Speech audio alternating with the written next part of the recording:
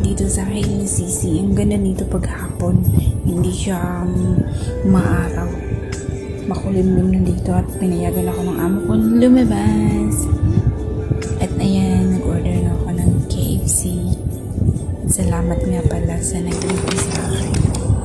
Ang KFC, na-miss ko to kasi dito sa loob ng bahay kung anong meron nyo lang kakainin. Ganun dito sa abroad. Katapos ko nga kumain, pumunta naman kami doon sa massager. Minasad ko yung dito, sobrang sakit talaga.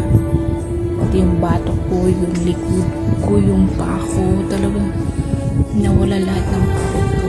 Minsan, magpahinga tayo kapag napapagod. Huwag natin abusuhin yung katawan natin kasi isa lang yung katawan natin, isa lang yung buhay natin. Kapag nagkasakit tayo dito sa abroad, walang tutulong sa atin.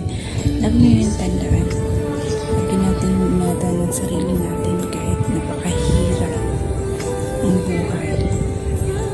Love yourself. Ika. Yun lamang matatapos ng aking